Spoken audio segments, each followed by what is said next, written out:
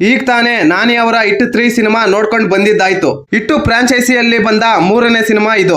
ಈ ಹಿಂದೆ ಬಂದ 2 ಸಿನಿಮಾಗಳಿಗೆ ಹೋಲಿಕೆ ಮಾಡ್ಕೊಂಡ್ರೆ ಈ ಸಿನಿಮಾ ಸ್ವಲ್ಪ ಬೆಟರ್.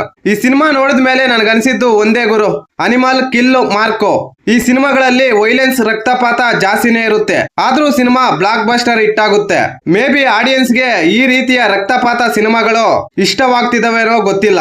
ಅದೇ ಪ್ಯಾಟರ್ನ್ ಸಿನಿಮಾಗಳನ್ನು ಮಾಡ್ತಿದ್ದಾರೆ ನಮ್ಮ ಫಿಲಂ ಮೇಕರ್ಸ್ ಗಳು. ಇವುಗಳಿಗೆಲ್ಲ ಅಪ್ಪ ಜಾನ್ವಿಕ್ ಅಂತ ಈಗ ನನಗೆ ಗೊತ್ತಾಯ್ತು.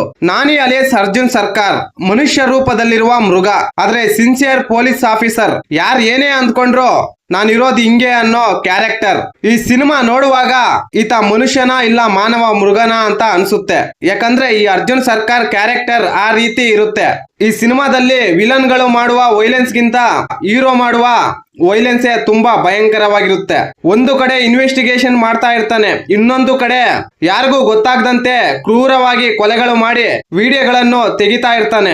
ಈ ರೀತಿ ಚಿತ್ರ ವಿಚಿತ್ರವಾದ ಈ ಪೊಲೀಸ್ ಆಫೀಸರ್ಗೆ ಒಂದು ದಿನ ಅರುಣಾಚಲ ಪ್ರದೇಶದಲ್ಲಿ ಒಂದು ಆಪರೇಷನ್ ಗಾಗಿ ಸಿದ್ಧವಾಗ್ತಾನೆ.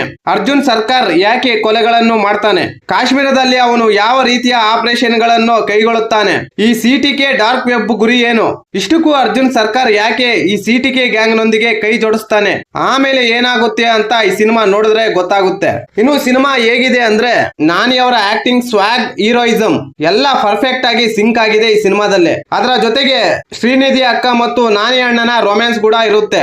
ಅದು ಈ ಸಿನಿಮಾಗೆ ಬೇಕಿಲ್ಲ ಅಂತ ಅನ್ಸುತ್ತೆ. ಕತೆಗೆ ತಕ್ಕಂತೆ ಎಷ್ಟು ಬೇಕೋ ಅಷ್ಟೇ ಟ್ರೀಟ್ಮೆಂಟ್ ಕೊಟ್ಟಿದ್ದಾರೆ ಈ ಸಿನಿಮಾದ ನಿರ್ದೇಶಕರು. ಫಸ್ಟ್ ಹಾಫ್ ಸ್ವಲ್ಪ ಸ್ಲೋ ಅನ್ಸುತ್ತೆ, ಸೆಕೆಂಡ್ ಹಾಫ್ ಮಾತ್ರ ಫುಲ್ ವೈಲೆನ್ಸ್ ಅಲ್ಲಿ ಇರುತ್ತೆ. ಹಿಂಸೆ ಮತ್ತು ರಕ್ತಪಾತ ಜಾಸ್ತಿನೇ ಇರುತ್ತೆ.